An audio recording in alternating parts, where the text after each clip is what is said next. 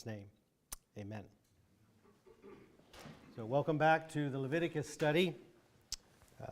The plan is that this will be the third and final session of the Leviticus study. We are dealing with a section of Leviticus known as the Holiness Code. So in terms of both Jewish and Christian analysis of the book of Leviticus, it's broken into two basic sub-books.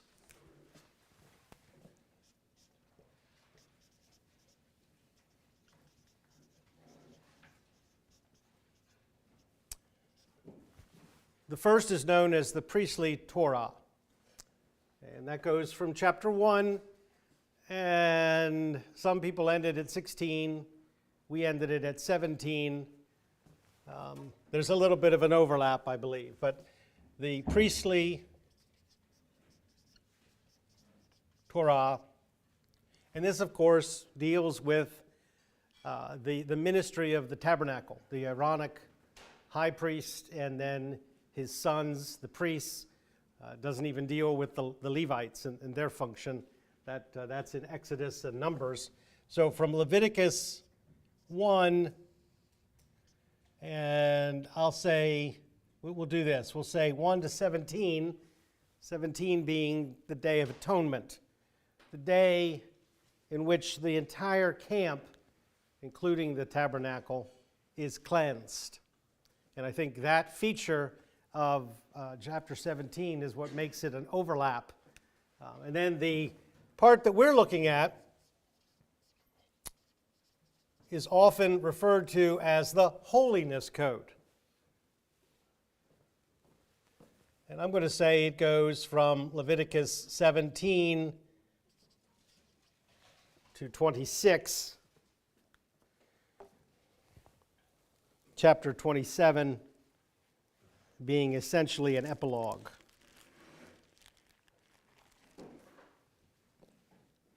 So a little bit of an overlap. I think that's it's significant considering what modern scholarship has done with all of this. I mean, certainly you know that if the second half of Leviticus, it doesn't sound like the first half of Leviticus, that clearly means it's from a different source, right? A different author. And sure enough, the documentary hypothesis, which I don't know why they still call it a hypothesis, because it's gospel to most liberal and semi-evangelical scholars today. This is the air they breathe, the old JEPD. Okay, so the Yahwist, the Elohist, the priestly, and the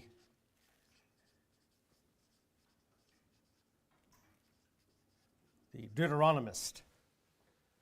These are the different redaction groups that allegedly brought together the Pentateuch. We're going to talk a little bit more. It's kind of a refresher why I don't agree with this theory and think it's actually utterly silly with a capital S. And it's awfully funny sometimes to read the authors that still abide by it and hear them tie themselves up in knots. And they're trying to get away from it, but they just can't, because this is like evolution in the public schools or in the scientific organizations. It's now established. It is the shibboleth. And so even when what you're saying, I was listening with my granddaughter to a YouTube video on amphibians, the ancient giant amphibians, and just listening to the fellow, you think, do you even listen to yourself when you speak? But he said that at some point in time, at the end of the Pleistocene or the plexiglass era or whatever it was, 96% of living organisms on land and in the water were wiped out. And that was allegedly 250 million years ago. Well, you're starting with only 4%, and yet you're somehow accepting the incredible diversity spatial diversity of our world today when everything was wiped out 250 million years ago.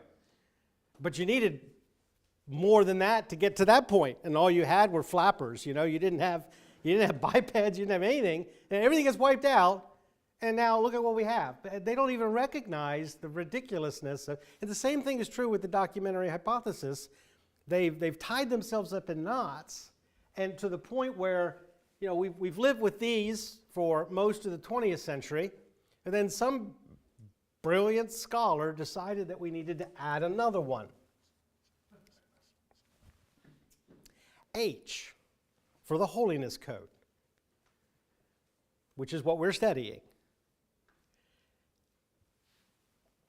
But if you look at the text carefully, even in the English, you realize that the Holiness Code is integrally related to the priestly Torah. And in fact, over here, I have a little bit of an outline of the first 5 chapters. Now, 2 of these chapters are like the chapter in Judges, so the Levite and his concubine. It's a nasty chapter to read. Okay? And Leviticus 18 and 20 are also nasty. And so just as with the story of David and Bathsheba, or the Levite with his concubine, they need to be handled with care. And I hope to do that. But they are actually related in terms of their literary structure. They're clearly bookends of a sort.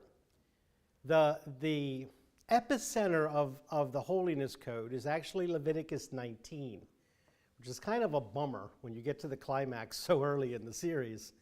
What's left? But there's a lot left. Nonetheless, Leviticus 19 is probably the most concentrated chapter in the Bible on what holiness looks like in a practical manner. And it is a very positive chapter, which is refreshing, as it's bracketed by 2 very negative chapters. But they're there for a reason, and I hope to be able to show you why they're there, rather than getting into, if you've read them, you know what I'm talking about, but rather than getting into the weeds of those 2 chapters, they are fairly self-explanatory in terms of that which they prohibit, and they really don't need much in the way of discussion. We know what he's talking about, but why is it all there? What does it signify? Well, I want to, up here on the board, I want to point out that in each of these chapters, and again, chapters are not original, but in this case I think they're well placed. Chapter 17, 18, 19, 20, and 21. Well, chapter 17 begins, "Then the Lord spoke to Moses, saying, Speak to Aaron and his sons."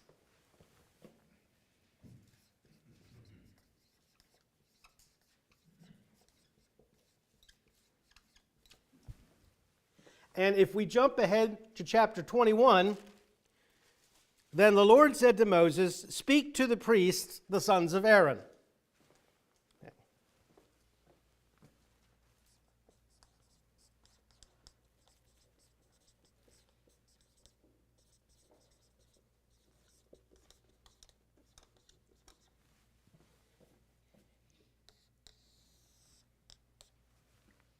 Those 2 are tied together.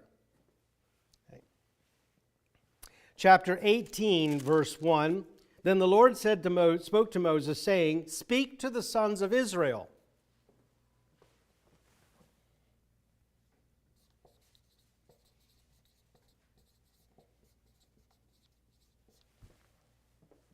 And in chapter 20, verse 1, "Then the Lord spoke to Moses, saying, You shall also say to the sons of Israel."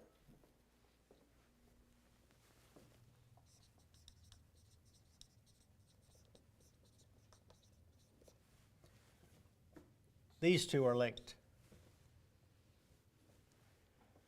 And I hope that what we're doing here, it's not only a bit of an outline before we actually get into the meat, and we're not going to really get into the meat of chapters 18 and 20, but I think what this is showing us is in this particular section of Leviticus, we're homing in on chapter 19.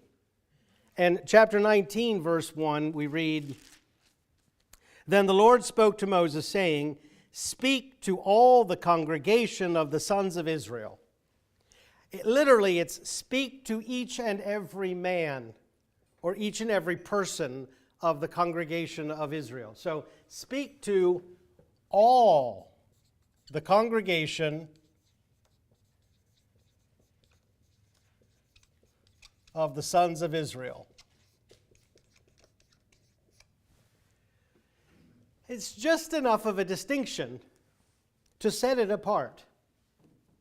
So I'm going to submit early on that what we're looking at here is a jewel, which is Leviticus 19, and its setting moves out concentrically from the priesthood, chapter 17, chapter 21, to the camp, but in a very negative way, don't do these things, and then to all the congregation of the sons of Israel. Comment? No. Okay. So, point being, this is where we're kind of heading early on. And I don't really plan on taking too long getting there.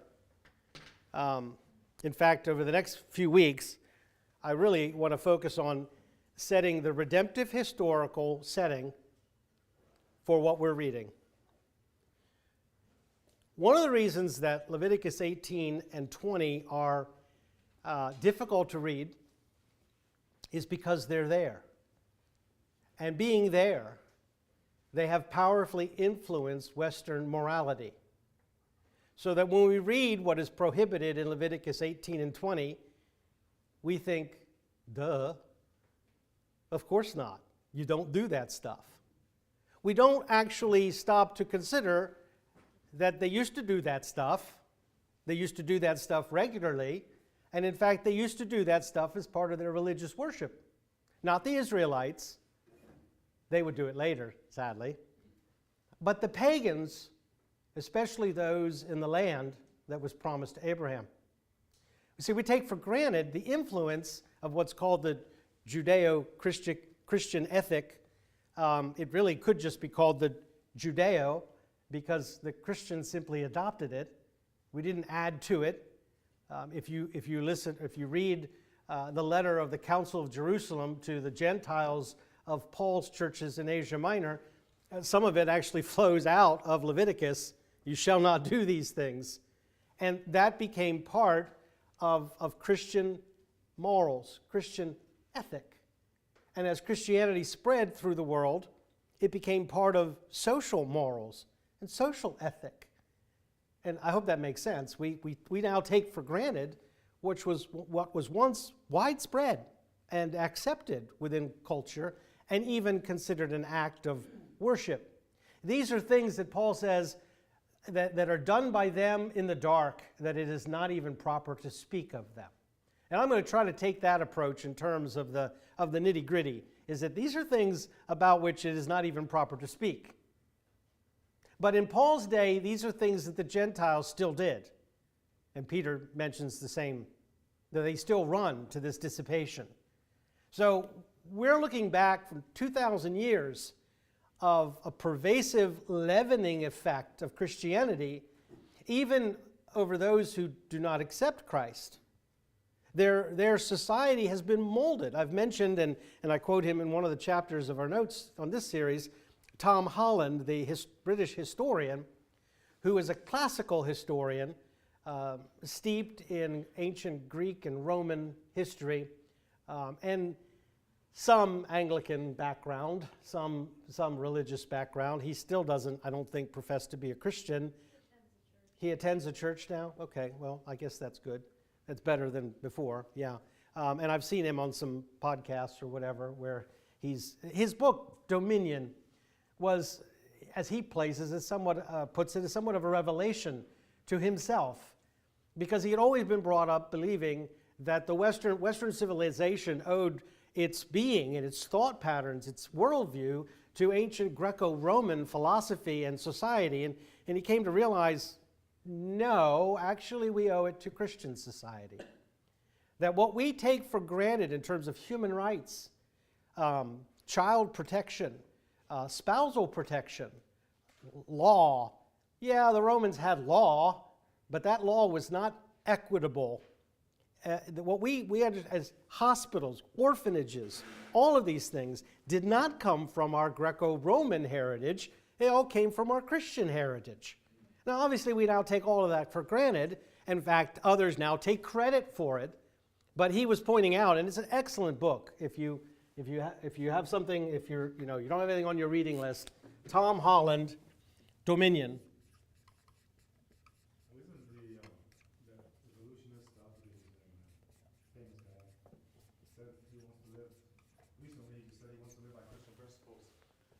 I don't know if I heard that, but Dawkins, yeah, Richard Dawkins. He's seen all the changes that's happening. Yeah. And he said, I really don't believe in Christian, but I do want to live by those principles. Yeah, yeah, and some of you. Because there's so many Muslims coming in, and he's seeing that they're not compatible with the culture in the UK at all, and so he's like, oh wait, maybe I do like all these Christians. I started to laugh because there's a little skit where a news anchor in Britain, he says about a poll asking people if immigration is a problem, and 23% said no, and the rest said, and then he rattled off Arabic. I think it's scary. Europe's scary right now. It really is. But that's a rabbit trail. So I do recommend this book. I think you will find it very enlightening, encouraging, and also, I say encouraging because we're definitely led to believe that Christianity is marginalized and it's out of the public square. And yet, some of you may remember an essay that I've handed out in several classes where the author asked the question, can we be good without God? And his answer, and again, he's not an evangelical, I'm not even sure he's a believer, but his answer is no, that there really is no justification for even the word good without God. And he meant, of course, the Christian God. So we take for granted the prohibitions we're going to read, and I think that's a good thing.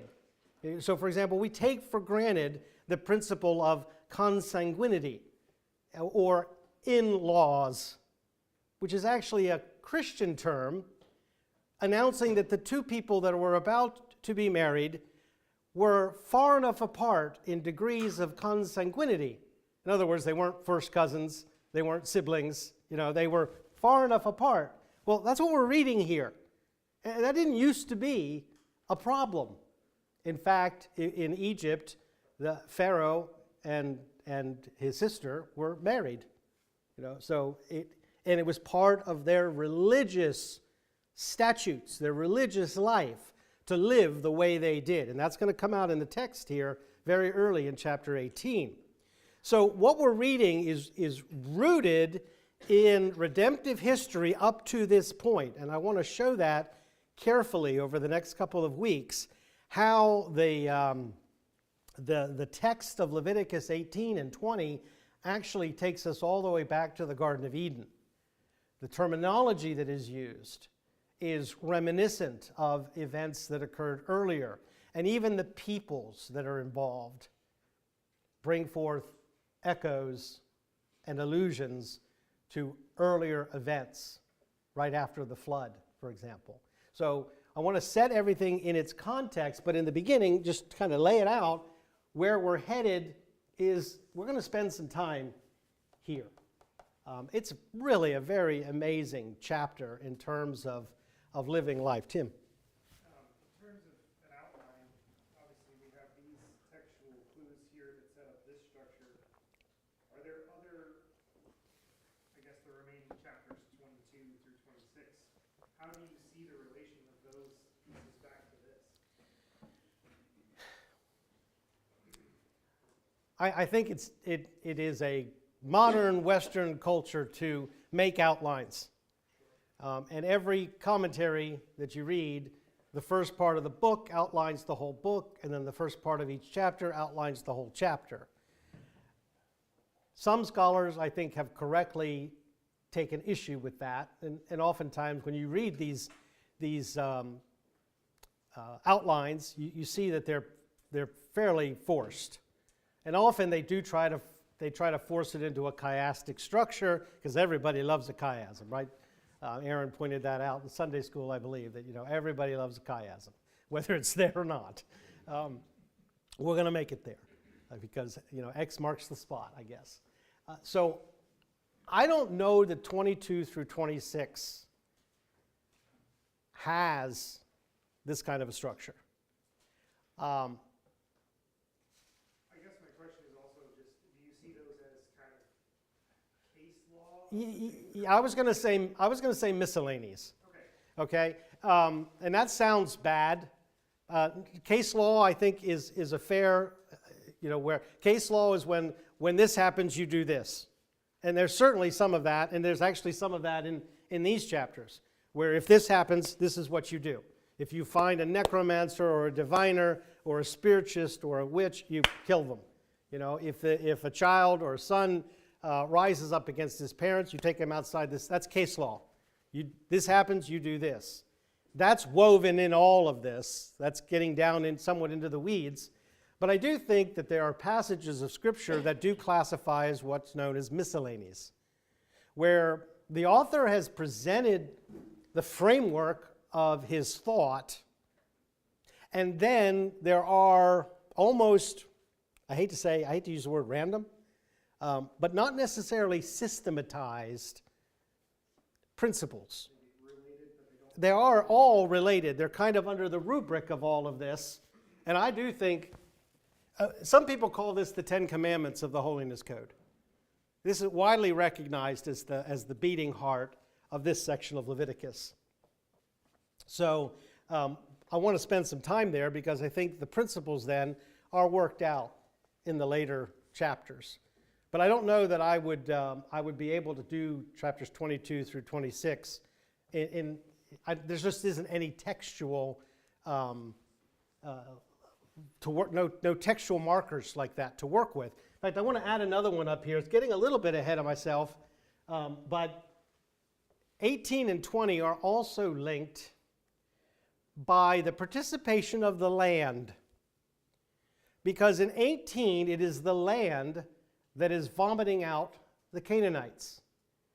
And in 20, if the Israelites follow in the path of the Canaanites, which they will do, guess what the land is going to do?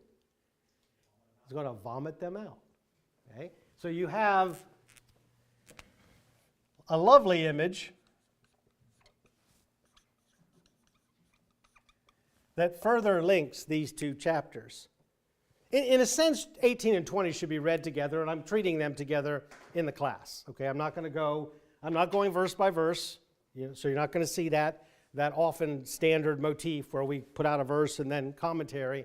It's more, let's look at the big picture. Let's see what it is why this is here. What is the Holy Spirit trying to establish in what God has already called a holy nation? So we're talking about the framework of holiness, and 18 and 20 establish it in contrast, whereas 19 establishes it in principle. So 18 and 20 are, it's not this, and 19, it's this. Okay, and then we have the fundamental principle of holiness, and that is separation. And this is part of all of that. We've talked about the holiness spectrum in the first part of Leviticus. This really is flowing right out of that. So to say that there's a different source or different redaction is ludicrous. This flows out of chapters 1 through 16 or 1 through 17. The theme throughout is a holy nation. And to remind us of this, let's remember our setting. Okay? This is the only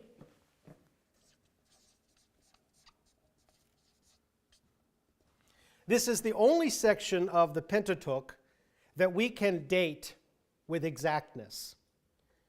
We read in Exodus 40,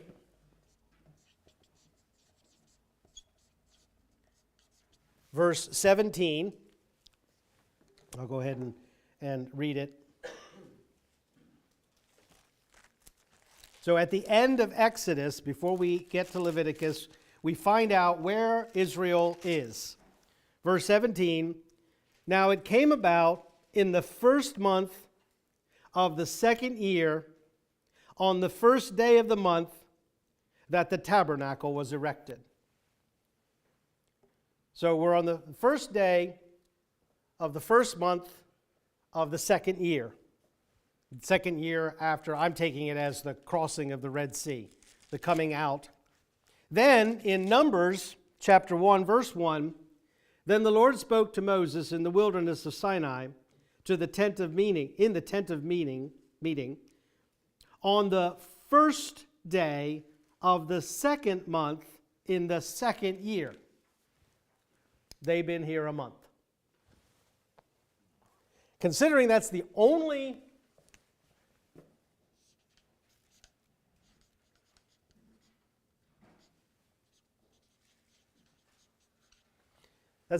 place. Now we know that they wandered in the wilderness 40 years, but we're not given the day and the month and the year like we are in Exodus 40 and Numbers 1. Leviticus is right in the middle. Most scholars recognize Leviticus in the middle of Pentateuch as well, for a reason. So you have Genesis and Exodus, you have Numbers and Deuteronomy. Right in the middle is Leviticus. It is the hinge. It is also the heart of everything that goes on around it, but it also flows from everything that goes on around it. Jennifer? Okay.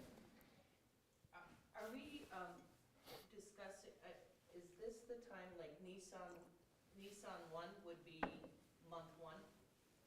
Are we? I'm not really good on my Jewish calendar. Okay.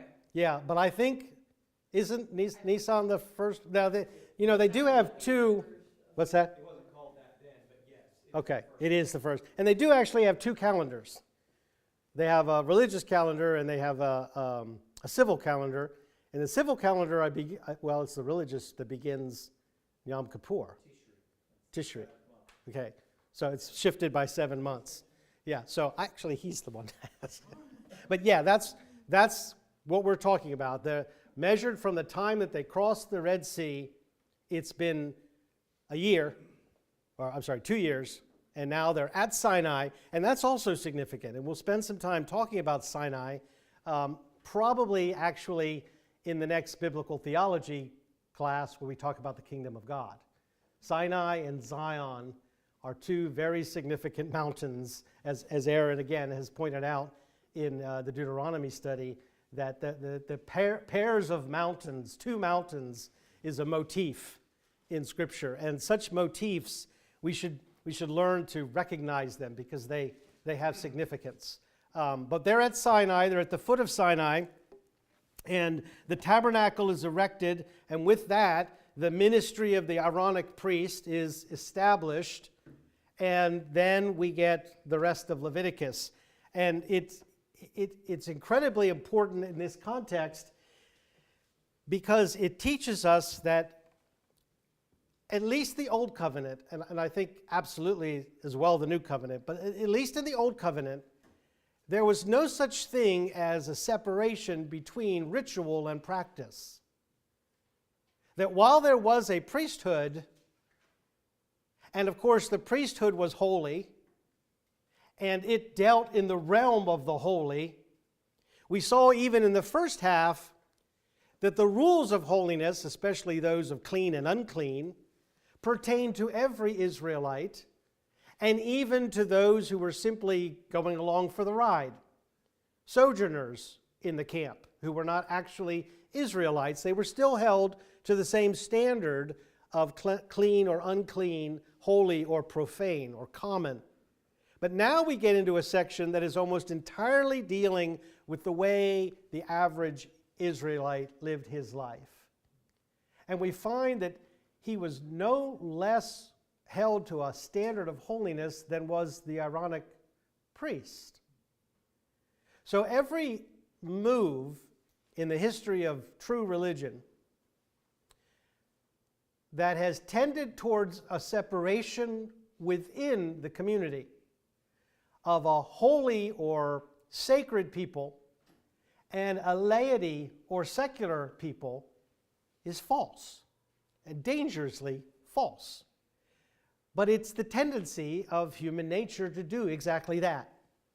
To set aside priests, monks, nuns, whatever you want to call them, pastors, but to set them aside as the holy men or the holy women.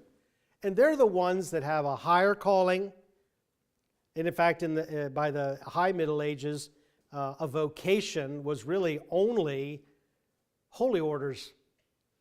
And that was one of the things that Luther attacked, was the notion that a printer or a cobbler or a housemaid was not a vocation, was not a calling. He said, no, yes it is. We, do all things as unto the Lord, Paul writes. But the church had so removed the holy into its little enclave of clergy that it left everybody else as the unwashed masses. And they would receive their washing through the holy ones.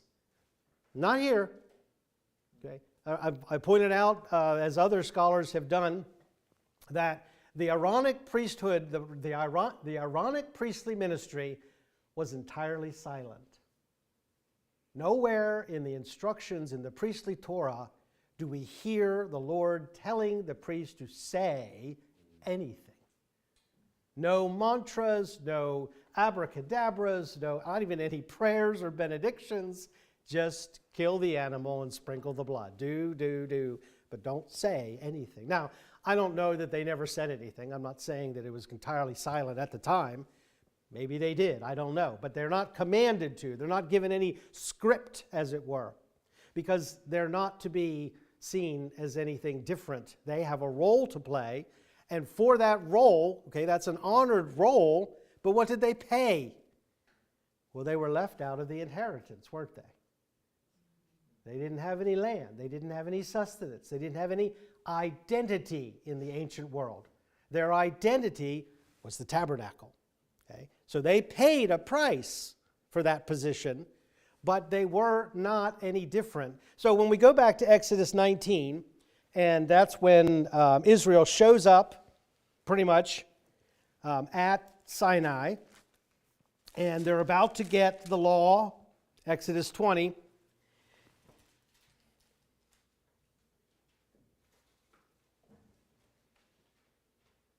Starting in verse 5. Well, no, let me start in verse 4. The Lord is speaking, "You yourselves have seen what I did to the Egyptians, and how I bore you on eagle's wings and brought you to myself." Now, what I'm reading here is the long version of something that we're going to read over and over again, where the Lord gives a statute or a commandment, and he says, "For I am the Lord your God." Or, "For I am the Lord your God who redeemed you." Or, "I am the Lord your God who sanctifies you." What's not said is what's said here. "I am the Lord who brought you out of bondage to myself." That's the background, and everything else is kind of shorthand. But you need to include all of this in every time you read that. Does that make sense? Okay. It's not just a power play. "I am the Lord, do it." No, that's not the point. It includes, and sometimes it actually goes a little further and brings in, but it includes all. It's like the suzerainty treaties we talked about in biblical theology.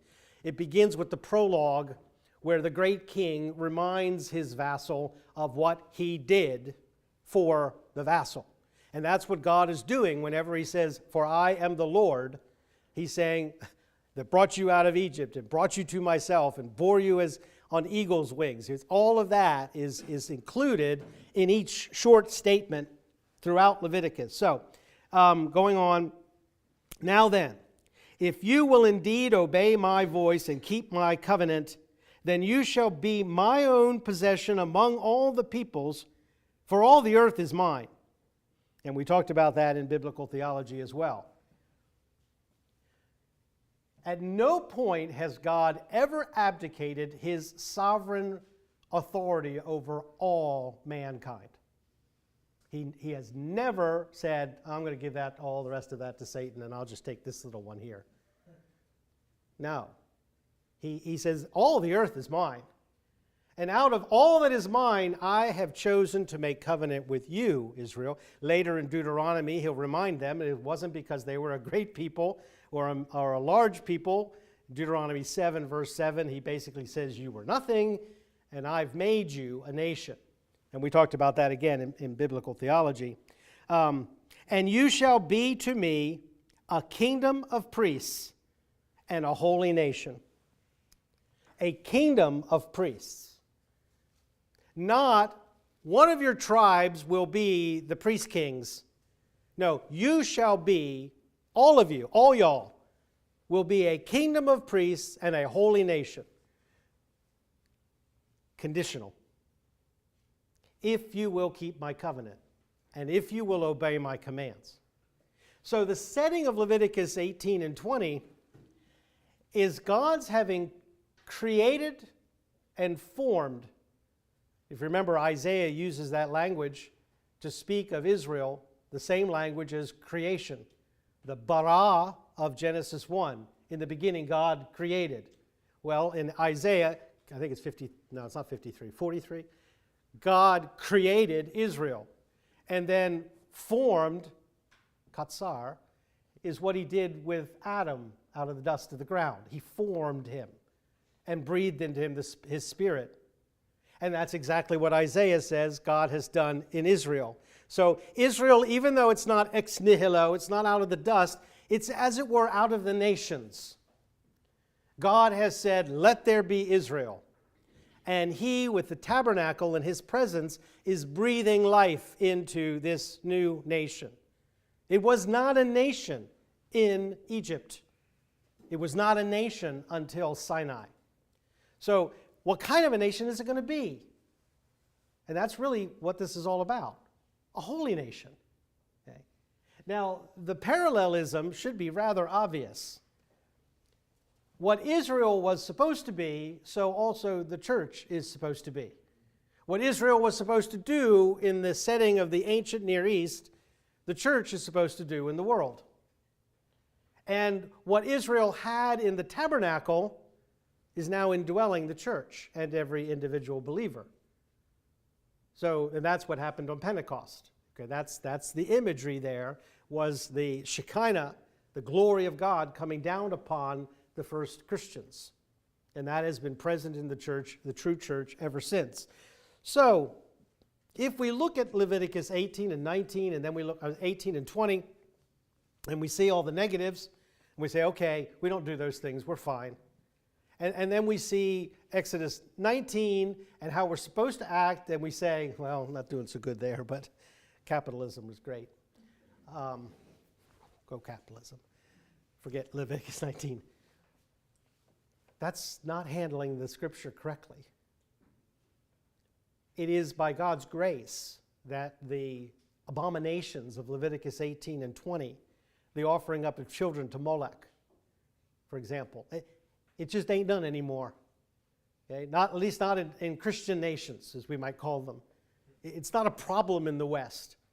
I know some of this stuff still goes on, but even in our very perverse generation, and compared to my parents' generation and my grandparents, we're in a perverse generation. The vast majority of people still rather not talk about what some people talk about very publicly. We just don't talk about it because, as Paul says, you don't talk about the things done by them in the darkness. That's because of these chapters. And to leave it at that, though, is to render these chapters no longer profitable for instruction, for reproof. Okay? What we're dealing with actually here is idolatry. There are two commandments that really stand out, the first and the fifth. And they are related. You shall have no other gods before me. That's a prohibition on idolatry. And then you shall honor your father and your mother, which, as we've seen and talked about in the Roman study, has implications of all human authority structures. That, as in Romans 13, when Paul says that there is no authority but that has been put in place by God and is answerable to God, so that the authorities that are, beginning with your parents, are the representatives of God. And he says in Romans 13, if you rebel against the authority, then you are actually rebelling against God.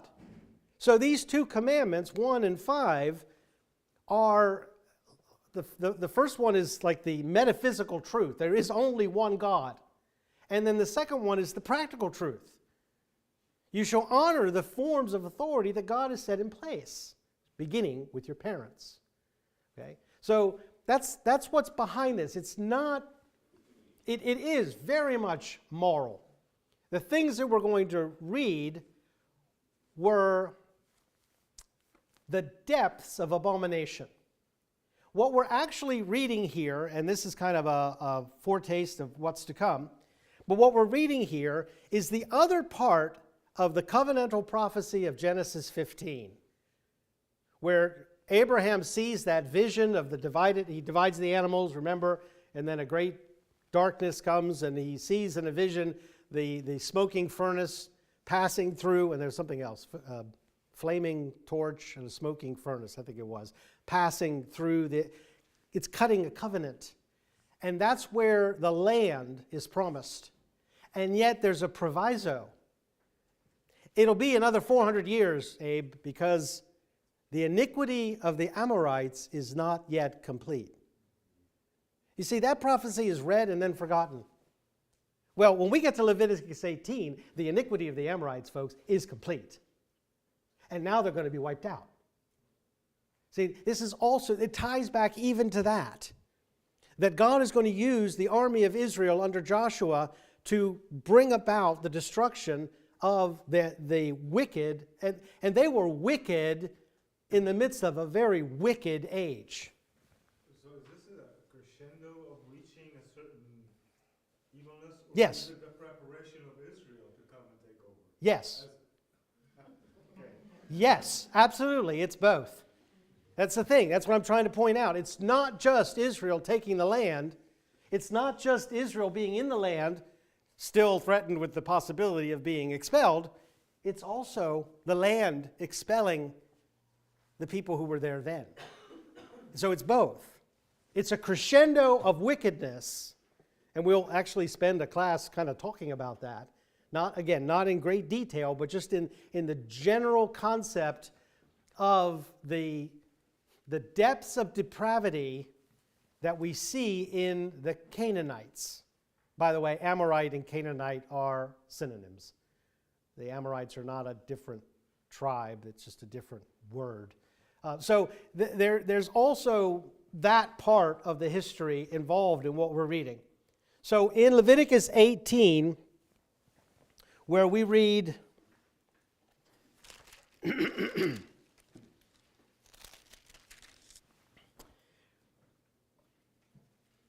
verse 3, you shall not do what is done in the land of Egypt where you lived, nor are you to do what is done in the land of Canaan where I am bringing you.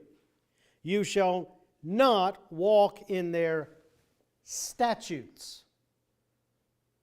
Now, the operative term here is, first of all, Canaan. That's where you're going. But this is going to have ramifications later when the Israelites want to go back to Egypt during the time of the exile. The land is actually vomiting them out. And the prophet Jeremiah is saying, go to Babylon. That's where you need to go. And they're saying, no, we'll go back to Egypt. So this is going to come back into play as they will go back down to Egypt. But the real important part here, that as will come out later in the Holiness Code and in the book of Deuteronomy, are the Canaanites. The people who dwell in the land now. But what's really significant here is the word he uses. You shall not walk in their statutes. Now listen to what he says in verse 4. That is 3 and 4, excuse me. No, here we are. You are to perform my judgments and keep my statutes, to live in accord with them. I am the Lord your God. Statutes. That's a Torah word.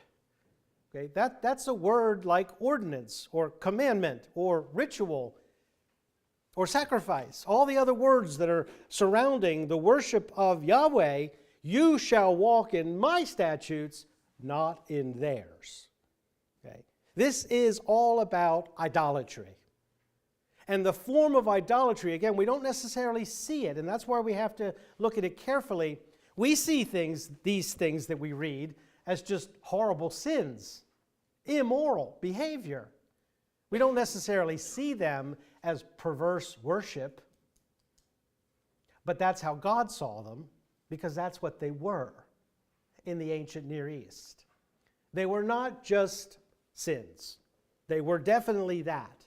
They were sins committed in the name of deity. They were sins committed in the worship of the gods. Aaron. There's a bit in Deuteronomy 12, he makes that explicit. Mm-hmm. You shall not worship Yahweh your God in that way, for every abominable thing that Yahweh hates, they have done for their gods. Right. Thank you. Burning their sons and their daughters in the fire for their gods. Yeah, so Deuteronomy 12 makes the whole thing explicit, but it also alludes to something that we've really lost sight of, and that is we've made a separation between our actions and our beliefs. And we don't realize that God doesn't make that situation or that separation, and He's the one whose judgment matters. That all that we do, when Paul says, when all that you do, do as unto the Lord, and that is because all that you do, you owe to the Lord. And this is where the reformers tried to bring back the idea of all life, all legitimate work as a vocation. Not just the holy orders, but everything you do, if it's a legitimate work, if it's a legitimate job and not in and of itself sin. I mean, Luther did not exonerate prostitution, for example, or extortion, embezzlement. No, those are crimes, those are sins. But all other forms of work, from farming all the way up, maybe even to lawyers, are considered a vocation. That was for you, Colin. Just making sure you're awake. They're all considered to be acts of worship. And that's how Israel, that's why this whole section of history is so important, because as Israel was supposed to live, so also the church is supposed to live. What we read here is not just, and this is what dispensationalism has done to us, it's separated it off into its own hermetically sealed era that has really nothing to say to us, but it has everything to say to us, which again is why the New Testament writers quote it so often. That this is still the same God. This is the same Messiah, the same yesterday, today, and forever. The same Spirit who dwelt in the tabernacle and in the temple now dwells in the church and in every member. Okay? So there's really no paradigm shift, as it were, in terms of morals and ethics, or any separation between what we do as worship and then what we do as just everyday life. We already saw that what everyday life was like in the camp. Remember, I made the comment that it seemed like sometimes there were more Israelites outside the camp than inside the camp because of all the various uncleannesses and how they contracted them and how long they had to stay out and what they had to do to regain cleanliness so that they could come back, sometimes even into their own home. It was really tough. Holiness was real. And in the Sermon on the Mount, that's what we find. You shall be perfect. You shall be holy, because your Father in heaven is holy. So the same paradigm that we'll see in Leviticus 19, you shall be holy because I, your Lord, your God, am holy, is what Jesus repeats in the Sermon on the Mount. Okay, so tonight I want to make sure we have our geographical setting, but now I want to talk about our spiritual setting, as it were. And that brings us back to the concept of the holiness zones that we talked about in the first part, or the middle part of Leviticus.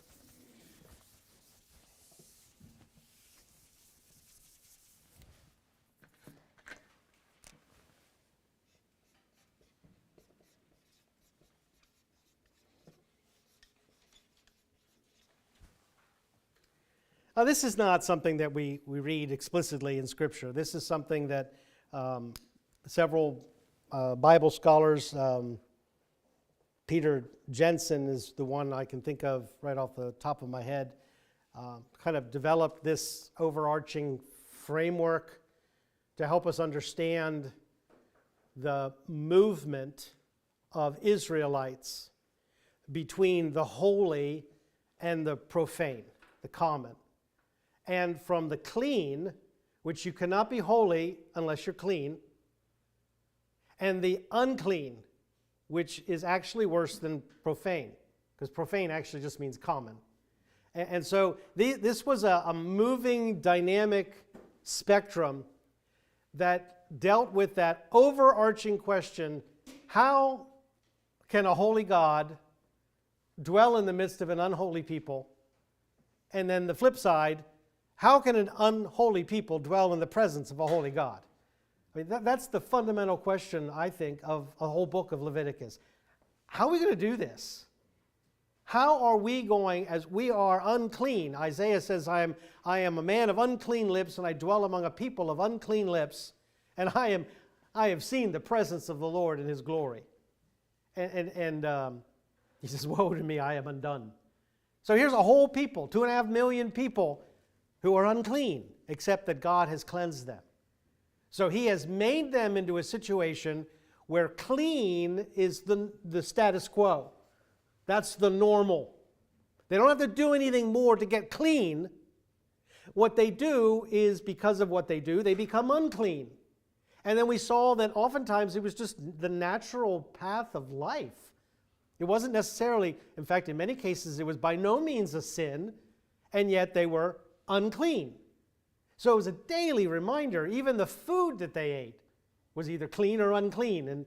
And so it wasn't just the priests, it was all the people.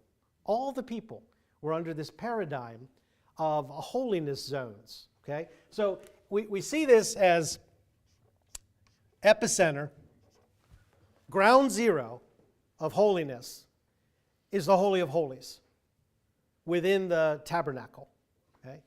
Then we have, and I'm going to make it a little bit larger even though it wasn't this way, we have the most holy place, wherein the Aaronic priest ministered every day, with the table of showbread, with the incense altar, and with the lampstand.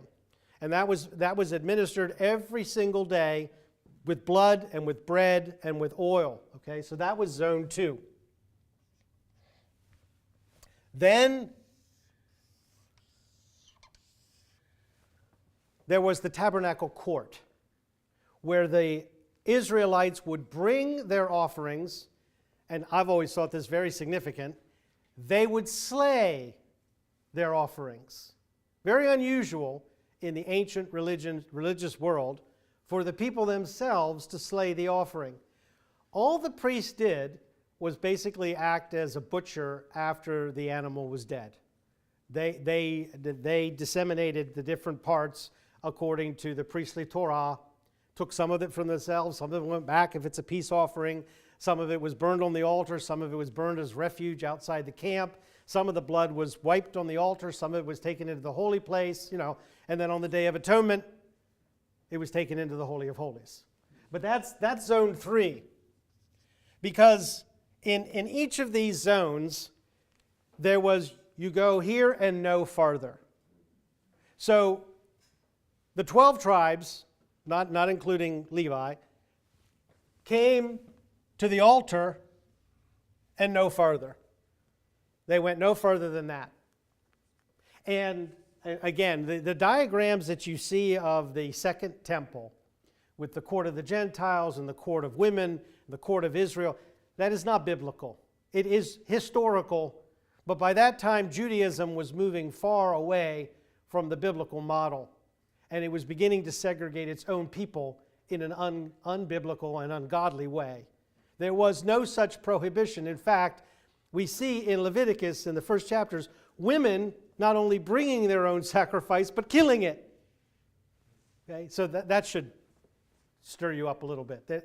What happens in religion is systems and institutions that bind. I mentioned this last Sunday. I mean, what is the lowest common denominator of liberty that we can all live with? Well, let's keep the women out there, and the Gentiles, even further out, okay, there was no such prohibition in the actual scripture. There was no such prohibition in Solomon's temple, and certainly not in the tabernacle. But there were prohibitions. So Israelites could go this far, but no further.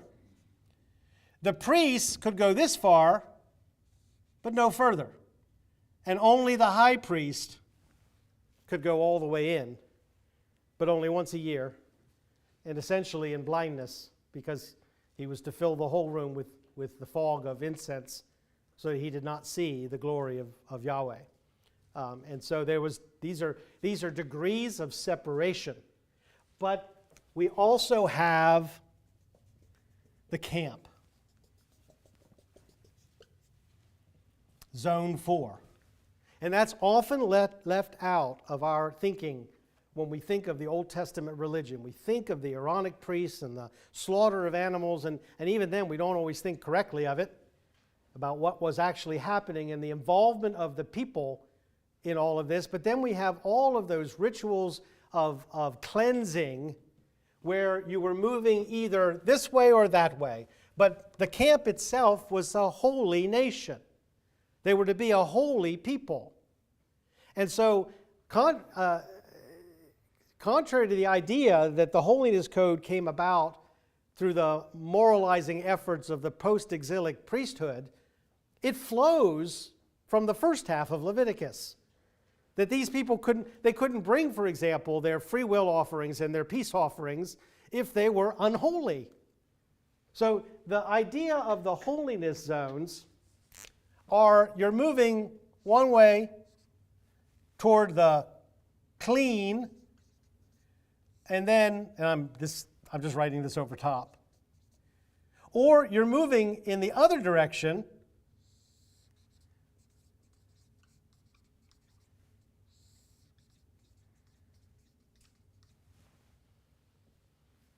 so you're moving one way or the other. Every day of your life, you're moving one way or the other. Michael Morales, in his commentary, summarizes the pursuit of holiness as the pursuit of God. That to the degree that we pursue God in truth, according to his revelation, we are pursuing holiness. I think that's good. It kind of echoes A.W. Tozer, who famously said that the essence of idolatry is to think thoughts of God that are unworthy of him. What these men are trying to do with these little aphorisms is they're trying to show us that holiness is not about what we do and do not do. It's about who we approach or who we turn our back on. Holiness is a characteristic of worship. It's not a characteristic of behavior. Now, don't get me wrong, you can't approach God through unholy behavior. Does that make sense? I mean, I'm not advocating a kind of let go and let God, or it doesn't matter what we do, as long as you're sincere at heart, or whatever garbage is pervade. That's not what we're saying here. There's a great deal of morality in what we read in the commandments and statutes of the Lord, absolutely. But those are not the essence of holiness or of worship. They actually flow out of, and if they're not flowing out of a pursuit of God, they then form a form of idolatry themselves.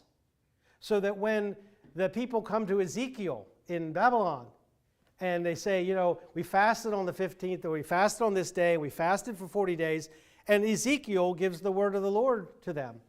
Was it for me that you did all these things?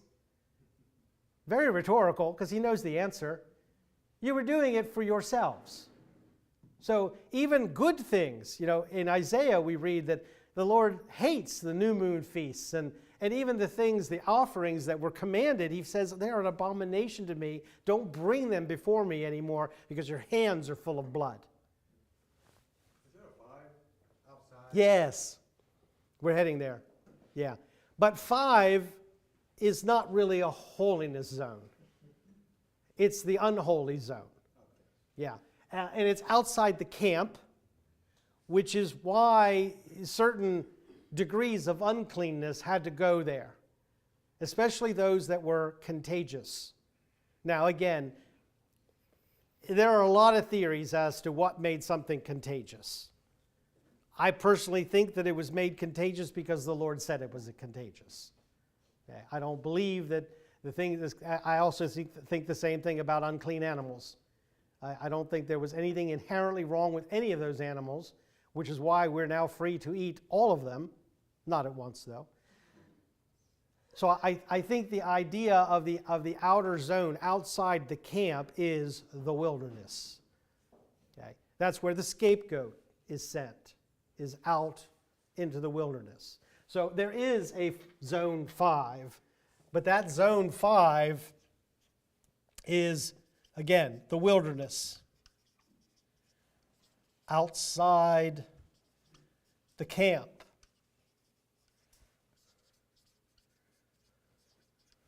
The Gentiles, which in the Hebrew it's goyim, but I don't really know if that means the same thing as ethnoi, the Greek. But we know ethnoi because we get the word ethnicity. These are just the other ethnic groups, okay? Not other races, because there is only one race, but there's only one chosen ethnicity. That was Israel. And then there are all the rest of the ethnoi, which we read in our Bibles as Gentiles. So these are the ethnoi. They are the unclean. Goyim? Goyim. G-O-Y-I-M,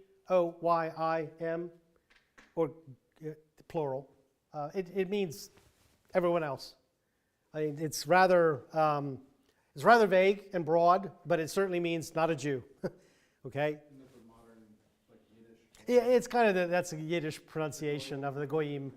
Yeah, and so if somebody in the delicatessen calls you a goyim, don't buy him a ham and Swiss on rye because he's not a friend and he's not a Gentile either. So this is all sort of holiness zone, but it's actually an unholiness zone, and it's an important one because we learn that these zones have perspective. And this is why Leviticus, I think, is divided up the way it is. Not because of different sources or redactors, but because this is the realm of the priesthood. And the priesthood's role is toward the people, primarily. They serve as the intermediary for the people. Now, they do that in the presence of God, in the presence of Yahweh. But Yahweh is complacent in the sense that he doesn't need anything. The sacrifices that are being brought to him are not because, as in the other pagan religions, it's not because Yahweh was hungry or Yahweh was hangry. That's the big thing. Get him some food because he's hangry and he's going to do something bad. No, the idea of appeasement is replaced by the idea or the reality of atonement.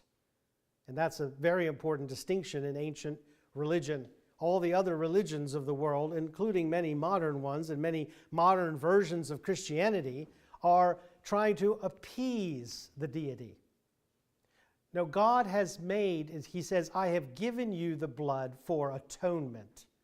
It's not man trying to appease or please the God.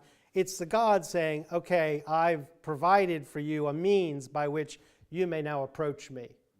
This concept of the priesthood's orientation is worship. This is the realm, we could call it the camp. So, or the people.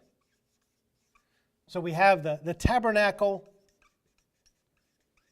and the camp. These are the two geographical elements of Israel in the wilderness. Now that's all going to change when Israel enters the land, which is why the years in the wilderness are so important. They're like boot camp. And even Leviticus itself, and especially the Holiness Code, is like intense boot camp. All of this is when you enter the land. It's with reference even to the people that now dwell there. But when you enter the land. Now, at this point, they're not going to enter the land for another, I think, 38 years. Another generation. They're at Mount Sinai when all this is being given. Okay? So they're being told, don't do as the people do, but they're not going to touch those people for another generation. All of this period of the wilderness is their training in the ways of holiness, the ways of Yahweh. And it's like this is laid out as, I hate to say this, but it's like the manual of proper behavior as the people of God. This is what you don't do, this is what you do to be pleasing. So that's the worship, but the people also have an orientation, and it's not, as we would think, it's not oriented toward the tabernacle so much as it's oriented toward the rest of the world. And the word here is witness. Now the key passage is Deuteronomy 4, which significantly is right before the second giving of the law, the Ten Commandments, in Deuteronomy 5. But in Deuteronomy 4 we read Moses saying, see, I have taught you. Now this is at the end of that period. Okay, time-wise, chronologically, they're about to enter the land. Okay, so Leviticus, they're still at Sinai. But in Deuteronomy, they're on the plains of Pisgah. They're looking out over the land they're about to enter in and conquer. Moses isn't going. And so he says, see, I have taught you statutes and judgments just as the Lord my God commanded me, and that you should do thus in the land where you are entering to possess it. So keep and do them. For that is your wisdom and your understanding in the sight of the peoples who will hear all these statutes and say, surely this great nation is a wise and understanding people. For what great nation is there that has a God so near to it as the Lord our God whenever we call on him? Witness. They were going into the land with a purpose. Now, this has a dark side. The dark side comes out during the exile in the writings of Ezekiel, where the Lord says, my name is blasphemed among the Gentiles because of you. God has called out a people and given them a purpose. They will fail in that purpose. Now, there'll be some bright lights. There'll be some times of revival. There'll be some individuals who approximate pretty closely an obedient life, as far as we can tell. Not many. I can think of one. There may have been more. May have been a couple more, but not many. And yet, that was their mission, is to be a witness. And not to go out with tracts and evangel. That's not what he's saying. He's saying, obey my commandments. Live by my statutes, not those of the people who are in the land now that you are dispossessing. Actually, no, the land is vomiting them out. You're just the expectorant or the ipecac or whatever the stuff is I gave Ariel. You know, you're just helping the retching out of these people because their time has come. But you must not live that way, or the land will do the same to you. So, again, even with the idea of witness, we've turned it around as it's something we need to do. We need to get out there and share the gospel and share Jesus. No, if we do that without doing this first, it blasphemes the name of God in the eyes of the Gentiles. If we're out there trying to evangelize for a church that is living in sin and disobeying the statutes of God, then we're not doing the Lord's work. We're doing our own. And much of modern evangelism is nothing but that. And I wonder if the Lord won't say, was it for me? Was it for me that you went out and preached the gospel when your home is full of strife and your church is full of discord and there's sin, as in Corinth? No, that's not what he says. If you obey my commandments, if you live by my statutes, you will be a witness. You can't help it because you will be a light in the midst of a dark time. You'll be a city set on a hill. You'll be a lamp placed on top of the table and not under a bushel basket. You'll be leaven. You'll be salt. You'll be light. There's no way the influence can be missed, and you'll be hated for it. You'll be rejected. You'll be persecuted. You'll be killed for it. But it's just living according to the statutes of God. Abe? I was just thinking, instead of, you think that perhaps the people would look at the Israelites and say, oh, how wonderful, everything's wonderful for them, they're very powerful, they can defeat everybody, and that's why we love God, we think God is with them. But it says here, it's just, if they just see me doing my statutes, Right. not the winnings of Right. his statutes. He said, I'll bless you if you keep my statutes and make you a great nation. And But that's not what the people would be witnesses, and it's just that they're different in that they keep his statutes. And then the people, very soon after entering the land, well, not very soon, about 400 years later, but very soon in terms of, but what will they ask for? They'll ask for a king who will go out before us in battle. So they'll basically adopt the same perspective as all the other nations as to what makes you great. Whereas God said, no, I'm your king. You will be seen to be great and wise and understanding if you walk in my statutes. That's never changed. The application of Leviticus, according to 2 Timothy 3:16, is to show us that the relationship between God's people and God has never changed. Certainly, you don't do the things the world does. That's 18 and 20, and that hasn't changed either. That's going to come back up in Paul's writings. You don't do these things. Okay, fine. But what do you do? And that comes up in Leviticus 19. And then afterwards in 22 and onward. I think that's really the root of the matter. I mean, it's elementary school to focus on what we're not supposed to do. Because of two things. Number one, we all have a conscience. And if that conscience is not seared, we already know we're not supposed to be doing it. Right? And Paul points out in Romans 2 that even the Gentiles obey the law when they obey their conscience. Not exactly that, but when they do what their conscience is clean, they are keeping the law. And when a Jew who has the law disobeys the conscience, he says it's as if it was uncircumcision to him. So number one, they have the conscience. Number two, we live in an era that has experienced 2,000 years of Christianity. So we know, both in our hearts and in our morality books, I know there's so many people saying it's not wrong, it's not wrong. But that's what Paul says in Romans 1. They know it's wrong. But not only do they keep doing it, they encourage others to do it too. And the reason they encourage others to do it is because they know it's wrong. And if everybody's doing it, then it's not as wrong as they know it to be. But it is wrong. So when we focus as a church, Christianity, on those negatives, we're not even halfway there.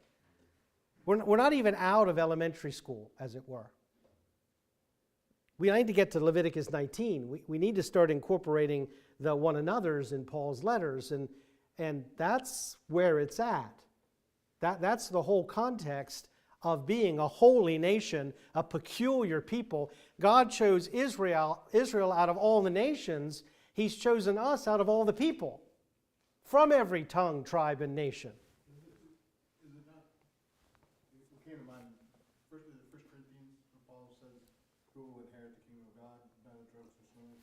And he says, such were you, but you were washed, Right. you were clean. Like it's the same kind of motif of being washed and cleansed. Peter says the same thing. Yeah, the theme actually runs through Peter and Paul and James. Let's see if I can find this. I think it's in chapter 4. Oh. Yeah, here it is.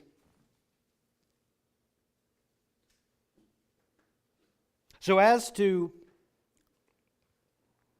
I'll start at verse 3. For the time already past is sufficient for you to have carried out the desire of the Gentiles, having pursued a course of sensuality, lusts, drunkenness, carousals, drinking parties, and abominable idolatries. That's kind of a summary statement, actually.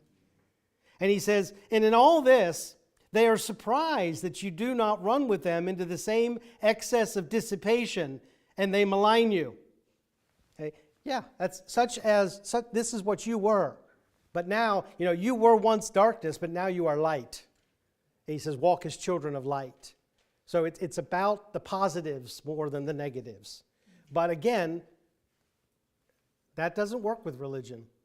Isn't it, but in even the language of Hebrews, right, would you agree, it's like, it's like how much more, right? Because it's like, you've not come to the mountain where even an animal would be Right. saved. You come to the holy city. You come to the holy city. Yeah, you haven't come to Sinai, the mountain burning with fire and thunder, and when even an animal that touched it would be stoned to death. You've come to Zion. And I'm going to try to bring that out of Romans this Sunday, Lord willing, is that, when he says the kingdom of God is not food and drink, but righteousness, peace and joy, he's really saying something incredibly radical and not the least bit religious. Okay? So when we look at Leviticus, again, even though it's called the Holiness Code, that's not a very good name for it, because it's not do this and you're holy. It's not like a checklist. That's not the point. And it's not sufficient to be able to say, as you read through Leviticus 18, well, I didn't do that. I didn't do that. I didn't do that. And get to the end and say, well, I must be holy because I didn't do any of those things. That's the Pharisee, right? No, that's not the point. That's like the bare minimum, the sine qua non. You can't even enter into the discussion if you're still doing that stuff. You got to get to Leviticus 19 and say, how am I doing here? And honestly, that's a much more critical test and a much more difficult one that we'll find. And that's okay, because in us dwells no good thing. And when we read of what we are to be, we should be reminded that that is why Christ died. That he who knew no sin became sin, that we might be the righteousness of God in him. And with that knowledge, we again seek to walk in the Lord's statutes and not in those of the Gentiles, not in those of the Canaanites. The Canaanites they're no longer a people. They're extinct. But they're not. Because there's nothing new under the sun. And the things that we read in Leviticus 18 and 20 still happen today, and far worse. Parents may not throw their children into a searing hot bronze cauldron to Moloch. But every day, even Christian parents sacrifice their children to Moloch. We do, when we sacrifice our children to the world. When we give over our children to the world system, even, I think, to the world educational system, we are very much sacrificing them. And it's not something that we can continue to do. We need to understand that our place in the world is as Israel's was in the wilderness. Or actually, I should say, as Israel's was in the land. The wilderness is a hiatus. I don't think there's a parallel between the wilderness and any Christian period of existence. You think there may be? I think there's parallels to be drawn in both. We got this question on Sunday during last summer, and there are certainly lessons to be learned from each epoch. I didn't mean that there weren't lessons to be learned. Well, I mean lessons by parallel, lessons by parable. It's just they tend to say differing things. What I'm saying is I don't know that there is sometimes what we do is we say, okay, especially dispensationalists, this period corresponds to that period in a Christian's life. They do that with, for example, the letters of the churches are different phases of the church's life through history. Now, what I'm saying is the wilderness, that I don't know that there's any specific period either in the church's life or in, about the only thing I would say, and I've said this before, is that it was during the wilderness years that the entire generation that came out of Egypt perished. And it was in the early church up to AD 70 that generation perished. So you mean a specific historical? I'm saying a specific historical period that corresponds. That's all I'm saying. I think there are more lessons to be learned out of the wilderness and from the tabernacle than in all the years they were in the land with the temple. Okay, I don't think there's much to be learned there, but in terms of applying it to the principles of Christianity, the wilderness and the tabernacle is where it's at, which is why the writer of Hebrews doesn't go back to the temple. He goes back to the tabernacle. And so I'm just saying, I don't think there's any discrete historical period that corresponds to the wilderness in our case. It was a very unique time for Israel. It was a preparatory time, getting them ready to go into the land. We may find in the consummation that this whole period was the wilderness. I don't know. I don't know what it'll be like when we finally enter in to the rest of Jesus and the kingdom. Will we look back and say, okay, this was our corresponding wilderness era. This was our camp era. I tend to think that may be the case, that this is also a time of preparation for the church as it was for Israel in the wilderness. All right, so let me close us here and just talk a little bit.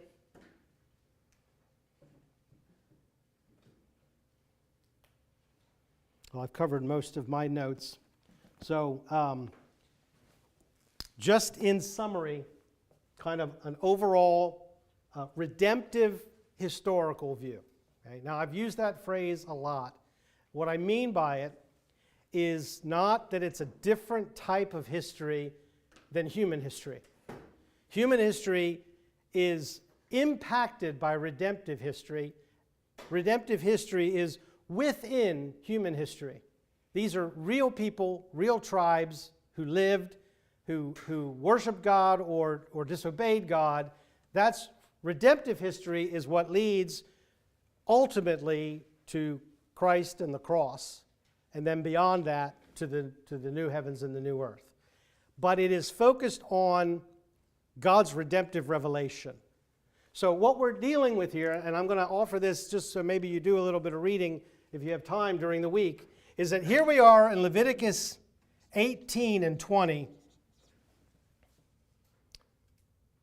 But we could go forward, and we will, to 1 Corinthians, where some stuff was going on that Paul wasn't happy with, and that he said, you people shouldn't be happy with this, because it was essentially a violation of Leviticus 18 and 20. And he dealt with it in a very summarily, okay, very harshly. But I want to go back first, because as I mentioned, this does take us back to Genesis 15. That a very important flip side to Joshua leading the Israelites into the land, what we call the conquest, is also we might call it the vomiting. The sins of the Amorites had reached their fulfillment.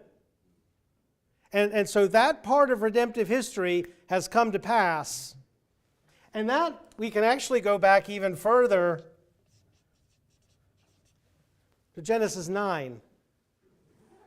Noah, coming off the ark, becomes a farmer, grows a vineyard, has a bit too much to drink. You know the story. Who was it that was cursed? Yeah, it was Canaan. Though it was Ham who committed the offense, it was Canaan who was cursed. And that curse on Canaan is going to resonate as we move up to this. Let's close in prayer. Father, we do pray that you would guide us by your Spirit as we read your word and help us to see your glory, the glory of your salvation, the glory of your orchestration of human history to your will. In spite of the rebellion of mankind, nothing that you have straightened can be bent, nothing you have bent can be straightened. You are the Alpha and the Omega, the beginning and the end, and we rejoice in that fact, that your purposes will be accomplished. And we give you all the glory through Jesus Christ our Lord. Amen.